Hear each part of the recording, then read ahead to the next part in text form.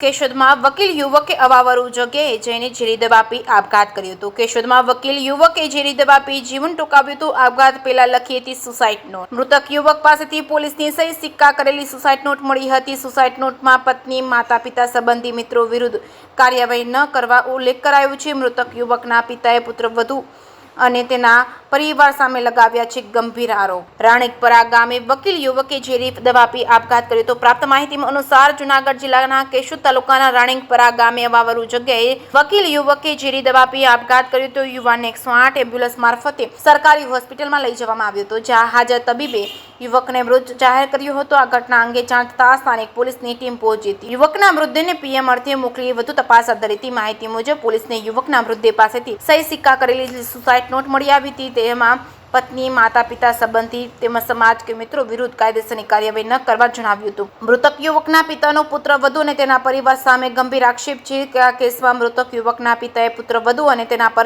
પરિવાર સામે ગંભીર આક્ષેપો કરાયા છે। આ લોકો દ્વારા તેના પુત્રને માનસિક ત્રાસ આપવામાં આવતો હોવાનું આપઘાતનું પગલું ભર્યું હોવાના પિતાએ આરોપ કર્યા છે। આ મામલે મૃતકના પિતાએ પોલીસ ફરિયાદ નોંધાવશે એવી પણ માહિતી છે। વકીલ પુત્રના આપઘાત બાદ પિતાએ આક્ષેપ કરતા કહ્યું છે કે તેમના પુત્રએ સમાજની જ યુવતી સાથે 1 મહિના પહેલા સિવિલ મેરેજ કર્યા હતા।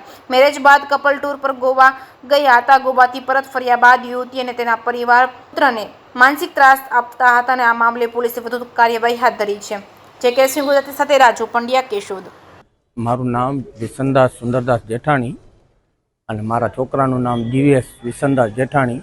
મારા છોકરાએ આજે સુસાઇડ કરેલું છે। સુસાઇડનું કારણ મારા છોકરાએ સિવિલ મેરેજ કરેલા પછી એ અઠવાડિયું 10 દિવસ બહાર ફરી આવેલા। ફરી આવીને અહીંયા મારા ઘરે અઠવાડિયું છોકરી રહી। અઠવાડિયા પછી એના માવતર ફરવા આટો દેવા ગઈ, ત્યાર પછી એને એના માવતરે રજા પાછી આપી નહીં અને મારા છોકરાને ટોર્ચર એના કુટુંબ આખા પરિવારે કરેલો છે, જેના કારણે મારો છોકરો આ બધું સહન કરી ન શકતા એને સુસાઇડનું પગલું ભરેલું છે।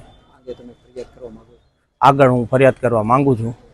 જે કોઈ નામ હશે એ બધાના નામ આપી અને હું ફરિયાદ કરીશ।